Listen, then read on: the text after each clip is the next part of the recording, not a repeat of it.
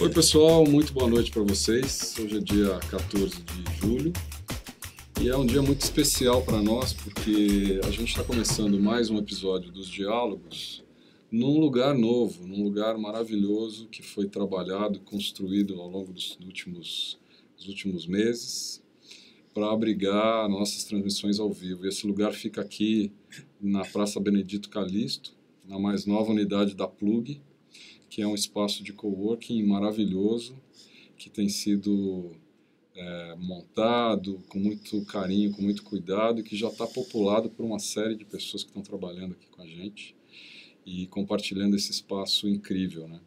Então eu não podia deixar de começar esse episódio agradecendo todas as pessoas que se empenharam para colocar isso aqui de pé, principalmente o pessoal da Plug que abriu esse espaço, que a gente, numa parceria super incrível, que eu acho que vem se ensaiando ao longo dos últimos bons anos. Está aqui o Derek, já vai falar, que não me deixa mentir. Então eu tenho que agradecer demais ao Jorge, ao próprio Derek que está aqui comigo, e a toda a equipe da Plug de poder abrir esse espaço para a gente montar e, a partir de agora, operar os nossos eventos ao vivo daqui e compartilhar, obviamente, esse estúdio maravilhoso com outras pessoas que queiram produzir coisas e que, obviamente, vão poder usar desse know-how e desse abrigo que a gente tem aqui agora nesse novo espaço na Calixto. Então fica aqui meu agradecimento de abertura. E a gente está fazendo a primeira transmissão no estúdio, né? E eu acho que não teria ninguém melhor para a gente começar esse nosso bate-papo do que os convidados que estão aqui comigo. Eu estou aqui com o Derek, que está aqui comigo. Good evening. Boa noite. How are you? Good. Good. Happy to be here. We're going to make it in English, right? Just because we have a man on our side, and we want to talk to him. He has a few Portuguese words. Really? Yes. Rick Jarow também está aqui com a gente. É um prazer enorme. Yeah, it's a great pleasure seeing you here, man. Thank you very much. Thank you. How are you? I'm great. Yeah, Feeling good. That's good. I want to start from the start. Where everything started. This all started, actually, it was funny, Rick was wearing an Esalen shirt yesterday, and I took a picture and I posted it on Facebook. It actually all started at Esalen in California, Big Sur, one of the most amazing, magical places that's been an icon of the history of the human development, human potential movement in the United States. I was in Miami working in investment banking and wanting to change my life and move to Brazil, and I went out on some vacation to a conference called Institute of Noetic Sciences, IONS, and I stopped by at Esalen for a few days, and it turned out Rick was teaching there, and it was about creating the work you love, and ironically, I couldn't, I wanted to stay, but I couldn't because I had to go back and work, but I got a CD of his, and I started listening to it over and over again. I met him, we chatted a little bit, and then I just fell in love with his work, and I just started listening to his audiobook. And then I, when I was back and moved to Brazil, and then I'd come back to New York, I would get in touch with him. And then at some point I kept saying, you should come to Brazil, and he said, wow, I really want to come to Brazil. I would love to come to Brazil, because he'd already had also some Brazilian connections as well. So that was more or less the story, how it all began. And then it started to come? Yeah. And this is your third time here, yearly. Yeah, I missed 1 year, but you missed one. Right. And he has a book published now in Portuguese, one of his books, and he just finished yesterday another book, or he's finishing another book these days. So let me ask you a question about how complex we're living in a complex, very complex environment. Mm-hmm. Much more than my father or my grandfather. Right. And when you say creating the work you love, seems to be not an easy job. What can you say about that?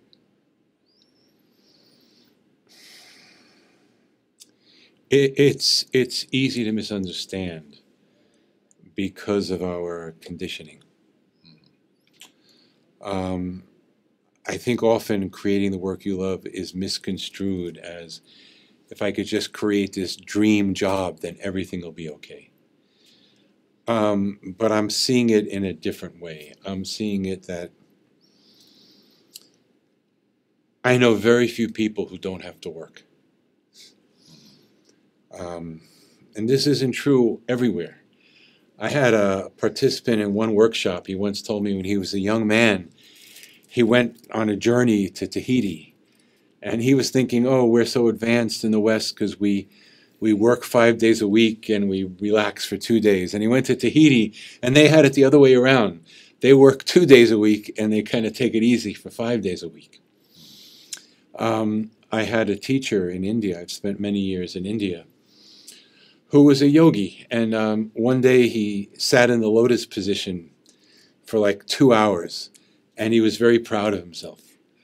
So he went to his teacher and he said, how long should you have to sit in the lotus position until you get really advanced? And the teacher said, oh, about 14 hours. So here's the point. I don't know many people who can sit in the lotus position for even an hour.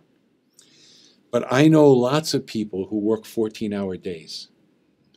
Like, work seems to be our destiny in the West, our karma, for whatever. So the question is work going to be something that's going to further enslave us, or is work going to be something that can help liberate us? That's the real question.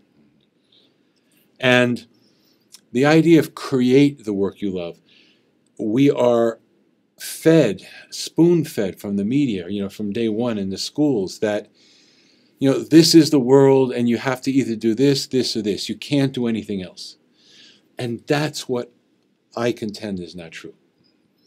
That you really can transform your life through your work if you're willing to put in the energy. So that to me is the issue, that if love is here and work is here, they'll forever be separated. And I love my family, and I have a good time on the weekend. And then Monday morning, Monday is the highest rate of heart attacks. Nobody wants to come to work.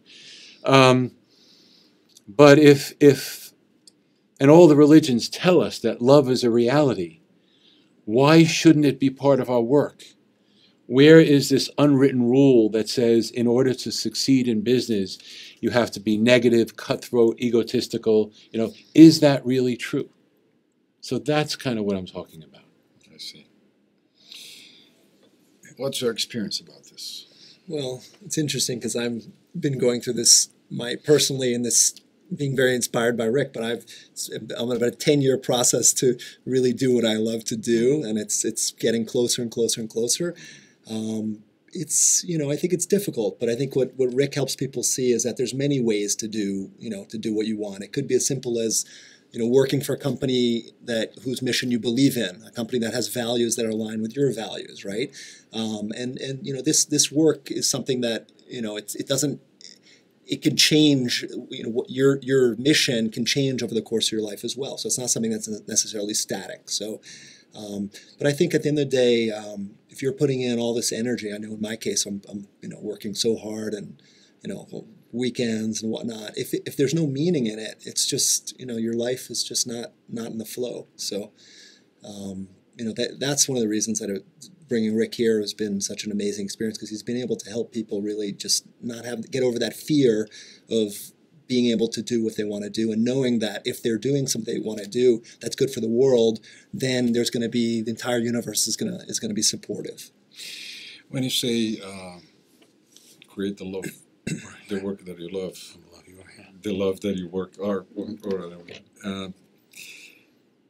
for me, it sounds that there is a challenge not to create the work, but to know what you love. Does it make sense? I would even take that a step further. It's not just to know what you love. It's on the deepest level to know that you are love. Mm-hmm. That love is who we are. I see. And when you own that, then it has to become part of everything you do. If love is who you are, you're not going to fudge the data, you know, in an experiment. If love is who you are, you're not going to cheat people in business. If love is who you are, you're not going to do something that you know is hurting the planet. So I think the challenge is owning our fundamental reality instead of submitting to a lesser version of what is.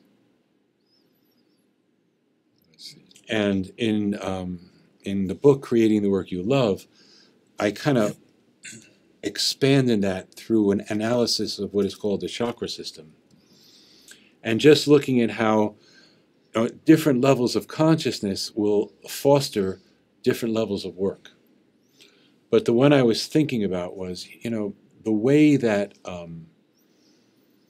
tyrants and dictators get people to do stuff is by creating like this mass hypnotic belief.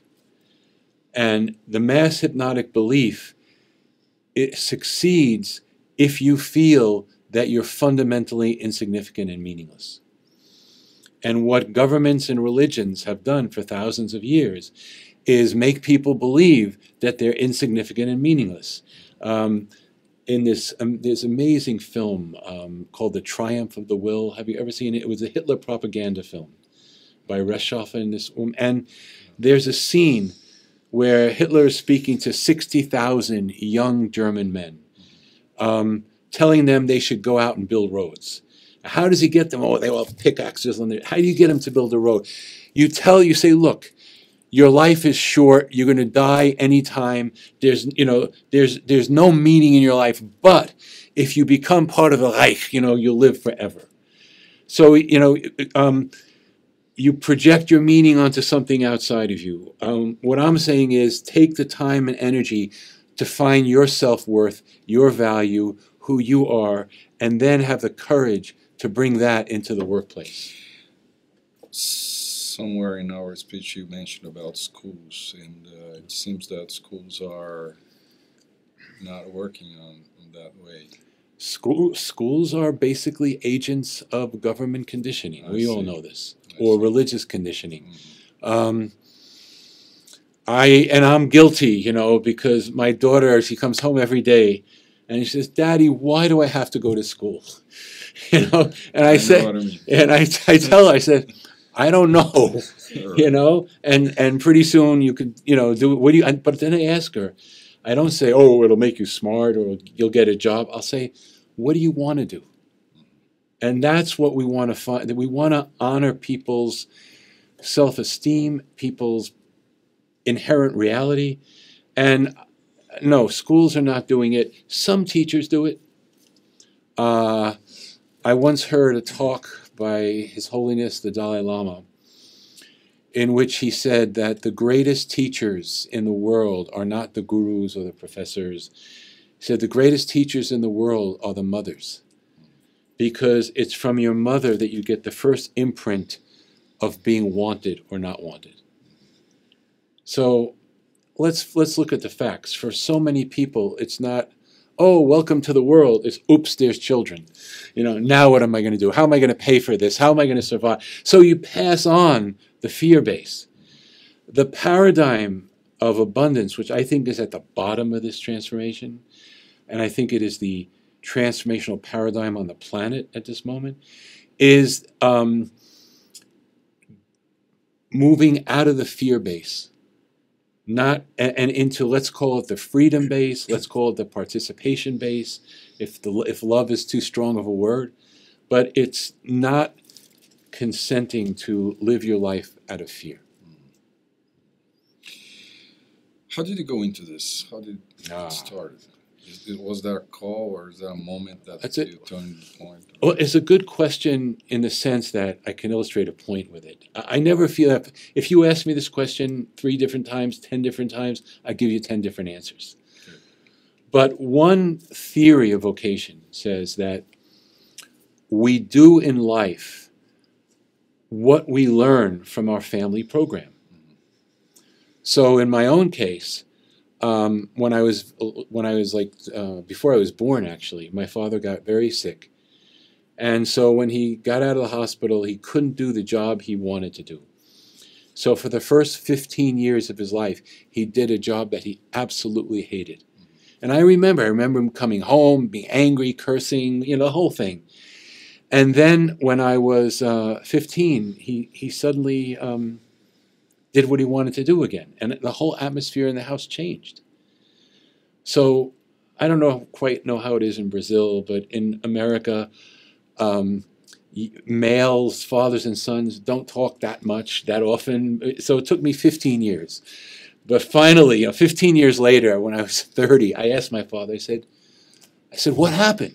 I said, how did you make the change? And he said something very interesting. He said, I was sitting in a cafe having a cup of coffee, and I asked myself, like, what the hell am I doing this for? And so when people come to me and say, oh, I'd really like to do this, but when am I going to make, I'm afraid, they say, when am I going to do it? And I tell them, when you get angry enough.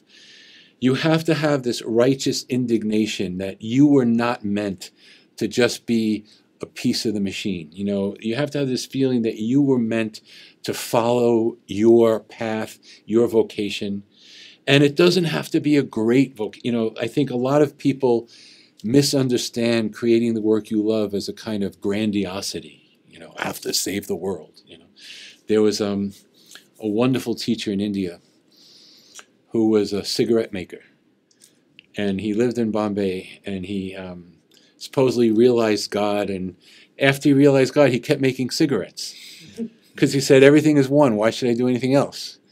And people would come to him and say, Maharaji, how can I save the world? And he said, calm down. He said, the only thing the world needs is to be saved from you. So finding your calling doesn't mean you have to be some great thing. In the West, we celebrate the individual, the great individual. But think about it.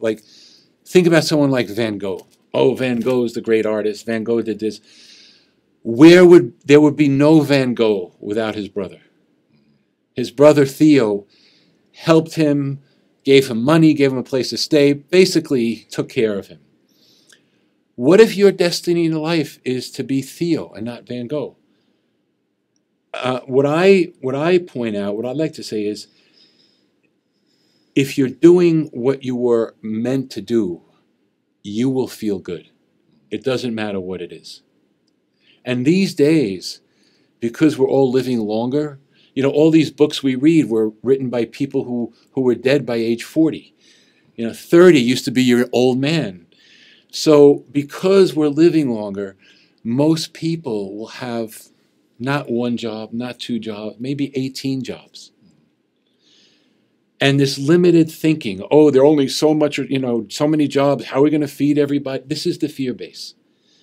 I would say, I can't give you a number, but there's so many tremendous industries on this planet that did not exist 20 years ago.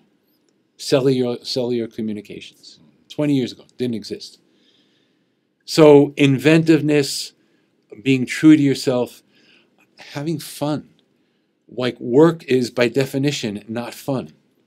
And I'm saying, why not plurk?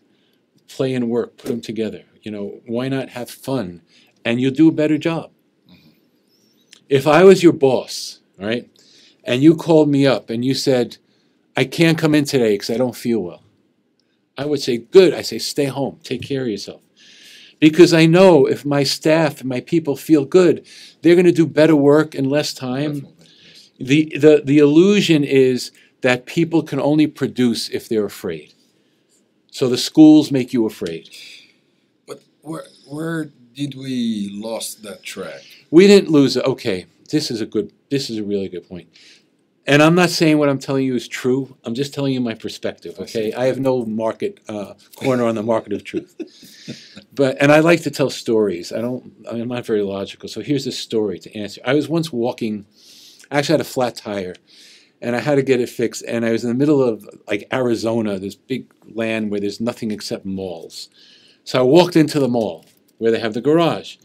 And I'm looking around, you know, so everyone's buying and selling. And at first, my mind is going like crazy, like anti-capital. Look at all this capitalism. It's terrible. You know, people are becoming commodities. And I'm going, and then all of a sudden I heard a voice and I said, wait a minute. I said, would you rather have the feudal system where you only have a king and a queen and everyone else is working in the fields? So I don't think we went wrong. I think we're evolving. We evolve, like I see, like the really big question to me on the planet right now is what evolves after capitalism? And the answer is we don't know. But the point is that it's not going back to some way when it was all right. It was never all right. It's we're evolving toward higher consciousness. And so the question of working, doing the work you love, it cannot occur to somebody who is in a survival modality. We can only ask the question because a certain threshold of people are no longer completely controlled by necessity and survival. So we didn't go wrong. We're learning. We're getting better. And we don't know. Heard a great line the other day. Someone in Berlin said, democracy is like God.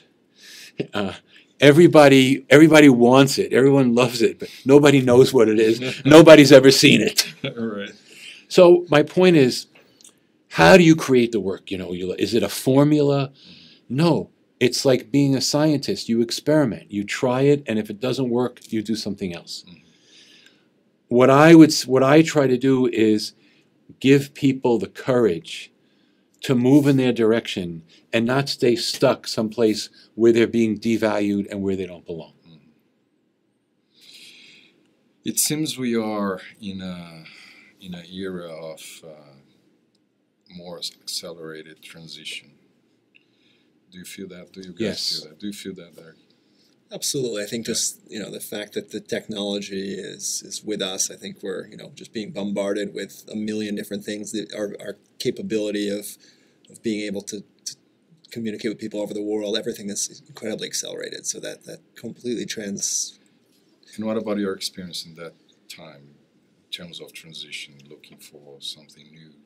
Is that a good, I mean, is that a good time to connect you to yourself and just things that you're looking for? I think it forces us to maybe have more discipline, to perhaps have a mindfulness practice and you know, and take time, because we can definitely get caught up in the midst of all this technology and all this accelerated life. On the other hand, there's all kinds of tools that are disposable. If you want to learn, you can have apps to help you with your meditation. So we have on the, you know, there are, you know, facilities based on all this technology as well. But don't you think that makes people more insecure? I mean, not feeling safe because they cannot see what's next. Well, maybe they lose connectedness. So, you know, because they're just overwhelmed. People are already insecure. How could you not be insecure? You know, you're born, you don't know where you come from. You die, you don't know where you're going, and in the middle you pretend that you're somebody. It's not new, right? Right. The thing about, you know, the thing with technology, what's interesting to me, Plato had the myth of Atlantis. And the story of Atlantis, which sometimes you see on movies at 3 a.m, they have all these, you know, was that this was a very advanced culture that destroyed itself with its technology. Now, this idea of where did we go wrong? I think there are a lot of very well-meaning people who say we have to get back to the land, we have to get back to the earth-based cultures. My feeling is we have to put them together. That technology can be humanized by us getting back to like the basics of earth, air, fire, water. But getting back to the basics doesn't mean that we let go of everything that's been created. But I think what Derek said, it requires some discipline and some sanity, because the propaganda from back to the 40s and 1950s was that technology will solve our problems, and now we know that that's not true. Um,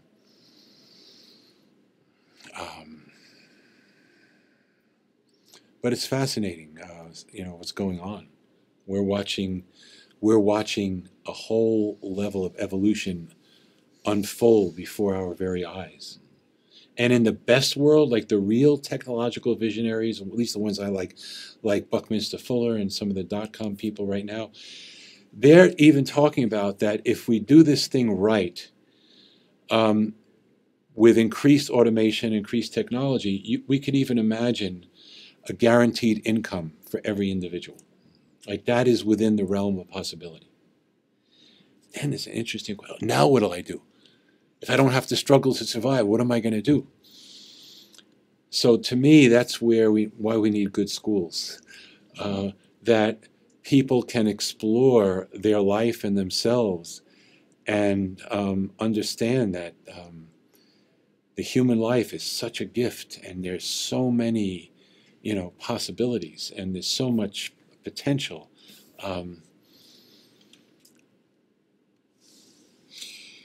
Don't worry.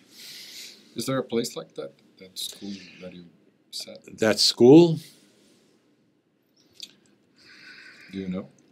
Like a place that get closer to that concept of, place that you can try things, know yourself. Homeschooling. Homeschooling. That's a good. We can make another episode about this. Right. I'm not going to say that the country of the province of Bali in Indonesia is the perfect world, but they have accomplished something that I've seen very few people accomplish, which is this. I call it 4, 4, and 4. There was a gentleman in the 1950s in the United States, Scott Nearing, who said, "My goal in life is 4, 4, and 4. 4 hours a day working for sustenance. 4 hours a day hanging out with my friends. And 4 hours a day doing my art."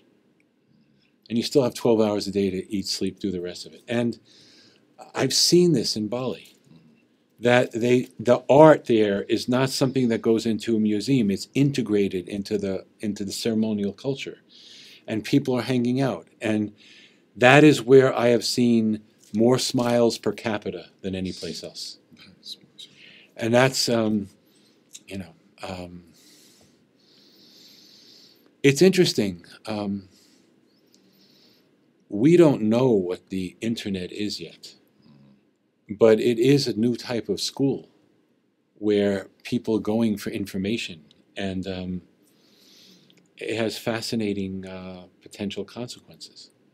One of them is the end, and I'm praying for the end of the centralized corporation. Instead, you'll do projects, you'll be creative, you have workspaces like this, shared spaces, because you don't need a locality anymore, and you don't need the rigid hierarchy anymore. I can see the workplace going in that direction. How is your relationship with the corporations in terms of your work? Oh, they don't listen to me. Actually, Rick has an incredible product for a country that's in recession. He has these talks that help inspire people to quit their jobs. So actually, it could be really useful for the corporations, because people help people quit so that they can, leave the companies and do their own thing. You don't have to fire them. You don't have to fire them. He helps inspire them to quit. Just have the publishing company where I did my tapes and stuff, CDs, whatever. Tapes is a long time ago. Right? Yeah. That's okay. You have to explain what tapes are for most of the people. The recordings. They invited me to give a talk, and they have like a meeting every Monday to their group, and I said sure. And the next day, 5 people quit their job. But I have done work with hospitals, and I've done work with some educational institutions because they're ready. But I also believe that the engine of transformation in our society right now are the small businesses. Mm-hmm. Because anybody who creates a business is also creating a culture, has a potential to create a culture. And that's where innovation can happen. Yeah, I think Plug is an example of that, because they bring some new things for for the culture. And yeah, I agree with you. But sooner or later, there's a lot of power into corporations, right? And sooner or later, they have to face, that type of transformation, don't you Well, think? they are. You see, I think this is the mistake. We project our inner evil devil onto the corporate world. Mm-hmm. These are not bad people. In fact, They're normal people. Right? you know, like you and me. You just, That's right. got a weird gig. We are normal. You're not normal. I'm normal. Derek is not normal. So I have a colleague who teaches meditation for Google. He has also been invited to teach meditation classes on Facebook, for Facebook. Are these companies suddenly getting spiritual? No. They've done their research. They've done their market research. They know that calm, less neurotic people are going to do better work. Who are the biggest investors and researchers right now into alternative energy? The oil companies. really, Yeah. So, the threshold of consciousness, when it hits a certain level, all of a sudden the paradigm shifts, and the corporations will shift. They'll be part of that. They're not the cause of what's problematic. They're just a symptom. I see. You've been in Brazil for 3 times, you said. Yeah. We're living a kind of stressful environment. Extremely. What do you think? Well, again, no authority, just perspective. But my perception of what's going on in Brazil is like the Chinese. Have you heard of the Chinese hexagram of crisis? Mm-hmm. It's a combination of danger and opportunity. And I see both in Brazil. The danger is the economy. But if you really look at like what happened with the economy, and what people have told me, it's been very instructive. It was an economy that was based on getting people to buy more and more stuff instead of a sustainability. I learned this from Derek, by the way, I believe. But what I see and what people might not see because I'm from another place, when I come here, I sense a tremendous sense of freedom and possibility. It's almost like the Wild West for me, Brazil. Like, if you can do anything if you have strong will and can get people. And the other thing that I think Brazil has is this as tremendous resource is its diversity. So many different kinds of people, in so many different landscapes. So I don't see, I see this as a great potential for growth. And in fact, more than growth, that I almost feel that the beacon of light that has been guiding the world has been moving from like the Himalayas to to South America. It's like I see that like the potential is here. There's the incredible awareness of the earth and earth-based cultures and the environment, but we're hitting a real point of crisis. But that's what makes people who they are. And crisis is not anything new to Brazil, right? I mean, so this is just another crisis, right? And crises are what make people change, make companies change. They take on efficiency. Right? So it's, right. I mean, this is just this is one more. Maybe Brazil thought it was done with all these crises, but the last growth was really not sustainable in the way that. What kind of things you've done? You have the book here in Portuguese now? I have the book, Creating the Work You Love. I have a CD. What is a CD thing? The meditations from the book have been recorded by Chandra Lacombe, and then music from Daniel Rahman been put together so that when you actually have the book, you don't have to read the meditations yourself. You can actually listen to them. So that's what we have so far. But there's more. There's more coming, more content. Do you have the workshops? And I have the workshops, which are a lot of fun because it's in the workshops where we get, like, the people who come to the workshops are people who are motivated to do something more with their life. And in most cases, and this is interesting with Brazil as opposed to like the United States or Europe, they're generally younger. People that are coming to Yeah, yeah. In the U.S. and Europe, I would say 85% of people who come to my workshops are over 40. Mm-hmm. In Brazil, I would say it's the opposite. So there's this generation of hope, and we want to do something meaningful and different and new. And so I consider it for myself a blessing to be able to do these workshops. And my job, I don't have to teach anything. What I consider my work is holding the space where people's own visions and creativity can blossom. And Rick, you have this year you have a new teaching with the six-pointed star of abundance. I don't know if you want to share that.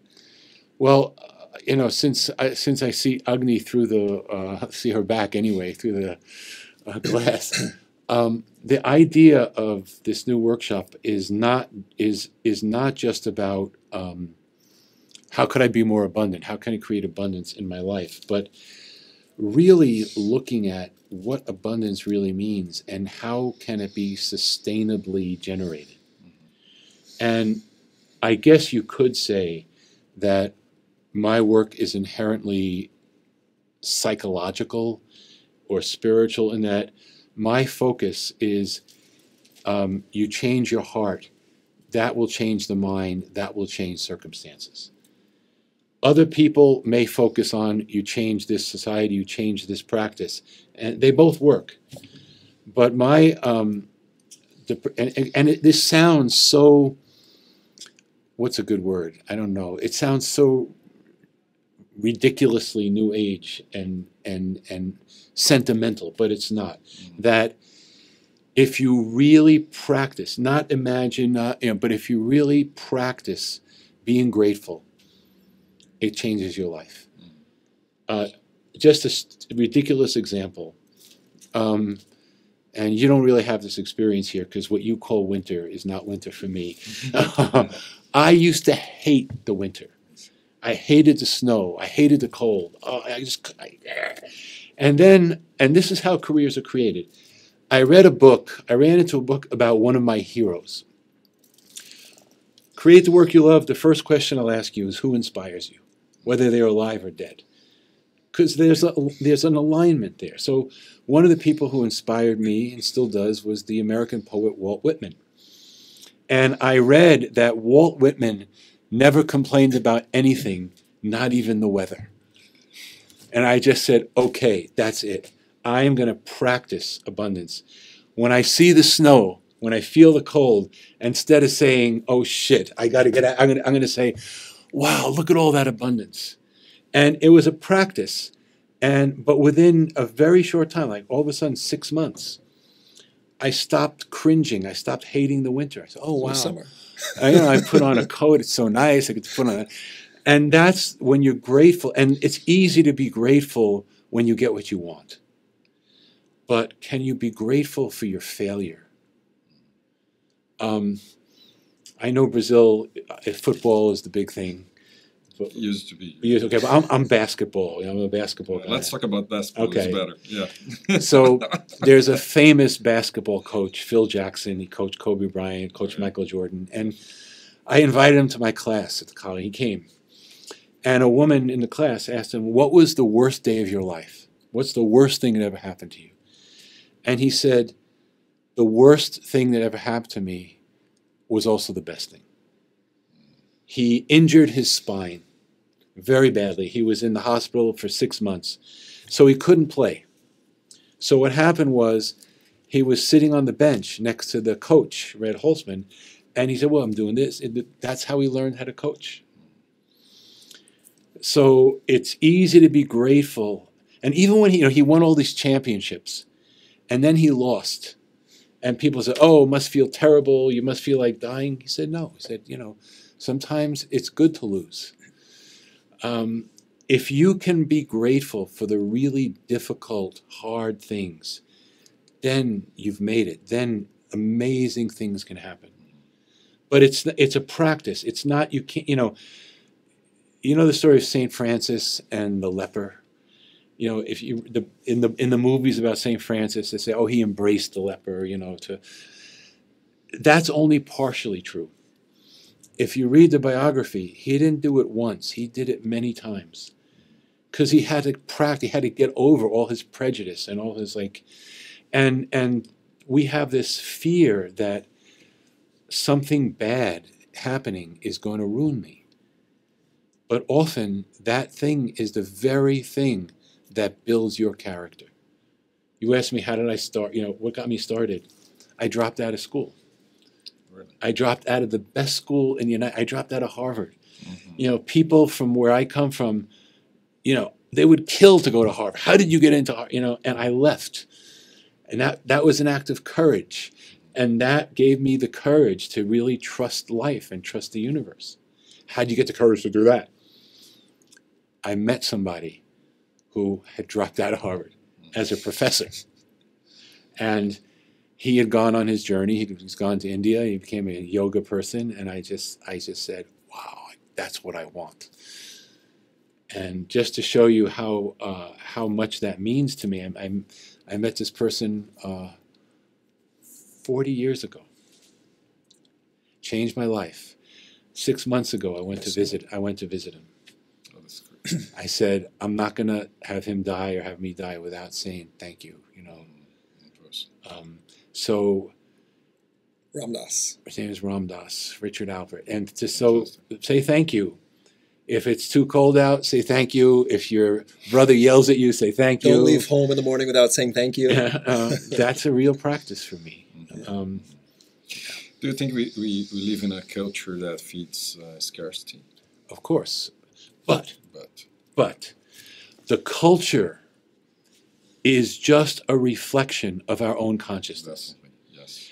Capitalism is me. Capitalism isn't something out there. It's not out. Whatever. So the culture is reflecting our consciousness.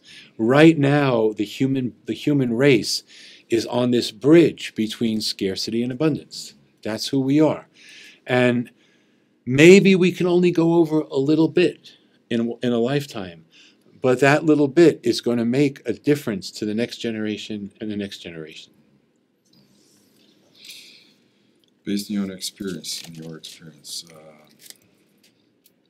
what can you tell to someone that wants to change? Because I think that there are lots of people that are feeling that need, that call to change, to escape from the pattern and change a little bit at least. Right, well, without being overselling, get the book, come to a workshop, that's honestly, really powerful. Yeah, there's a huge influence of.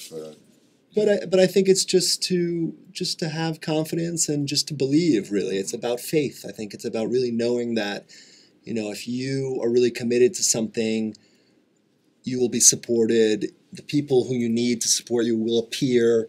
You will manifest what you need to, whatever you need will be there. If you're really out to do something that's part of your meaning, your purpose in life, your dharma, right? And to the extent that is aligned with helping others, then you're going to get even more help. So it's just, you really got to believe, and you got to take a chance. There's no. It's never your last chance. You can quit your job, and then it doesn't work out. You can always go back and get another job. It's not. There's always another chance, right? You can fail. Your company can go bankrupt. You'll have another chance. You can make a bad investment. You'll have another chance. It's the winter, right? It's the cycles that you're always going to have. These new opportunities. So you have to, at some point, I think you have to be. You don't just jump irrationally and without any kind of planning, but I think at some point you have to make prepare yourself and say, listen, I'm gonna take this leap, and then at some point, your wings are gonna appear. Give you 3 things, all right? 1, find somebody who inspires you. Keep them in front of you. 2, very important, find a community that you feel that you connected with. I think this is not emphasized enough in the world of vocational counseling. It's not just an individual process. It's being with people. I even can make the argument that the reason you're in a certain job is because you have karma to work out with the people who are in that environment. So the community that you're, and these days of, I don't know, Facebook and, you know, automation and transportation, many of us have many different communities. That's fine, but connect with a community. And what Derek was saying about risk, I've heard it said that people who are dying, their greatest regret is not the mistakes that they made. The greatest regrets are the risks that they did not take. For me, the greatest teacher is the fact that I know that this body is going to die, that we all are going toward death. And when you die, there's a good chance you'll forget everything that ever happened. So the question is, what is it of really, what is the value, what will make it worthwhile for you, that you can walk through the doorway of death with integrity instead of fear? And I think, you know, one of the, you know, this idea of creating the work you love, one thing that's really powerful is when you feel that you've done a good job. You know, whatever you feel you've done the best job that you can, and whatever you do, you have integrity, you have power, you have pride. Many people have lost that. They can't wait to get out of work. You take a person who's doing the same job, secretary. This secretary is alienated, they don't like their work, they're angry with people, and they can't wait to get home and watch TV. This secretary, the office is like a temple. They know where every paper clip is. They don't steal things because it's work. They help people. They go home at the end of the day feeling really good. So before you look for a new job, one question that I ask is what you're doing now, whatever you're doing, are you giving it 100%? Because if you give it 100% and it doesn't work, it's a lot easier to leave. If you don't give it 100%, you're kind of, you don't know, you've never been there. I think that's also true for relationships. Mm-hmm. Have you given it 100%? I know that our time is limited here. Yes. We have another appointment. We're all going to die. I have so many questions. His time in Brazil is not limited. He just arrived, so. And I maybe a last question for you both. It seems when you say that you have to experience things and see if you like or not, and it seems that you are living in the present. How do you deal with that? Think of planning the future, which is part of our culture. You know, when you're young, you're at school, you go to university to be someone else that will, have a job in the future and try to control yourself to reach a plan. How do you deal with the plan, future, and present? Go for it. This man who I spoke to you about, Ram Dass, mm-hmm. I met him, I was 18 years old. He said to me, if you stop thinking about the future, do you think it's all going to be chaos? And I went, wow, I never really thought about that. I'm not saying want it to be irresponsible. I'm saying the only planning for the future that matters is in the present. Mm-hmm. In my understanding of things,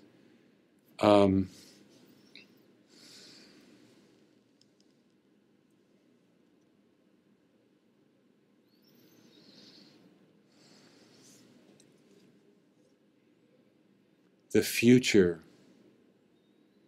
will never come. There's only going to be, in 50 years, it's going to be now. If you take care of what the universe is giving you now, that will create the best possible future that you can have. That to me is the responsibility. I'm driving my car. Right now, I'm looking to see, do I have enough gas? If I don't have enough gas, right now, I'm going to fill up the tank. that will take care of my future. But if I try to imagine how, you know, you can't, none of us can imagine where we are today. Can you imagine where you are today? It's a miracle. The only job I know of where you have absolute security, everything is planned, you can't lose job, the only job I know of is if you go to jail. Which may not be very comfortable. In jail, no worry, you know. And Some people don't want to leave jail. yeah, Some people, Yeah, right? yeah. They're afraid, right? Yeah. Exactly. Okay, so I have to ask another. Okay, I was going to share the little bit of the agenda Yes, maybe please. before. So on Saturday we're going to have a mini workshop Saturday afternoon. And then on Sunday Rick's going to be at the High Prana Festival in Avenida Morumbi, and that's going to be 3 p.m. And then he's going to be heading to Rio. Next Wednesday night, there's going to be a talk in Rio, and then the following weekend in Rio, that would be the 23rd and 24th, he's going to be teaching a workshop in Rio. And then the following weekend, which is going to be the 30th and 31st, he's going to be teaching a workshop in São Roque. So Nearby, that's near São Paulo, exactly, back in São Paulo. So that's just how do people find out? We have on Facebook, it's Criando o Trabalho que Você Ama, or rickjarow.com.br. We have a couple sites there, so there's all that information is there. I can insert on the description of this video. Perfect. Just want to share that. If you write Rick Jarow on Google, they'll find it. Sometimes, yeah. Sometimes. That's great. I want to thank you very much, guys, for this first talk in the new studio.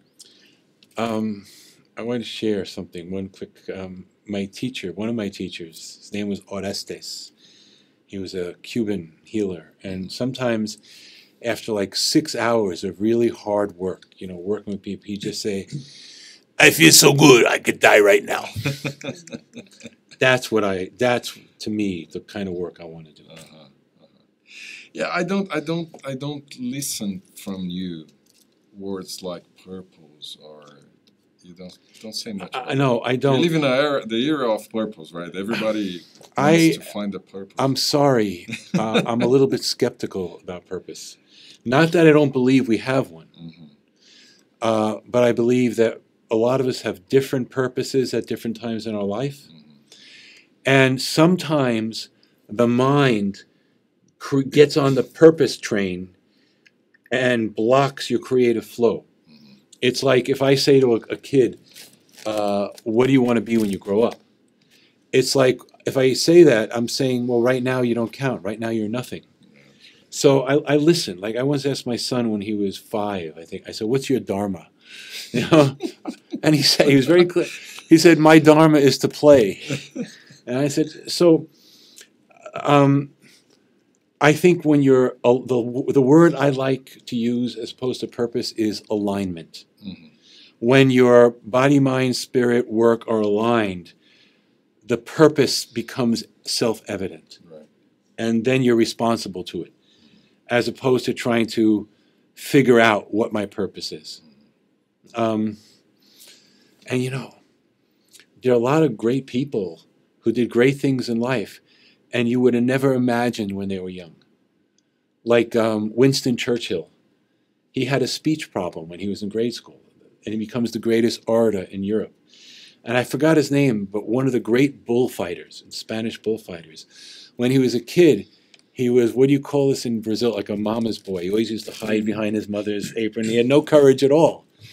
But, so here's where the purpose comes in. Something in him already knew, in 30 years, you're going to be a great bullfighter. So for now, take it easy. Don't try to push your purpose, but trust that you have a purpose. That's, to me, is the difference. To trust, like the acorn is going to grow into an oak tree. That's its purpose. But it doesn't have to figure that out. Right. That's how I see that. Thank you very much. Thank you. Thank you very much, man. Good meeting. Yeah. Thanks, man. Yeah. Thank you so much. I'm very glad we started this thing with you and Ricky, because you are responsible for our stay here. So I want to thank you very much, man. I'm very glad that we started with you. It's an honor to have you here. Thanks very much. Thank you. Yeah. Galera, e vocês que estiveram com a gente, obrigado por esse episódio. Para a gente é de verdade muito legal poder estar aqui começando essa história nova, compartilhando com os dois. Eu queria agradecer especialmente aqui aos meninos que estão lá no fundo, operando essa história com a gente. A Bianca e o Lucas. A Bianca está ali na mesa, o Lucas foi dar uma volta, né? Está cansado, coitado. O Lucas veio do Cariri, que é um lugar muito especial. A gente deve publicar os episódios que nós fizemos no Cariri com as entrevistas logo mais, tá bom, pessoal? Muito obrigado por estarem com a gente. A gente se vê no próximo episódio. Até mais.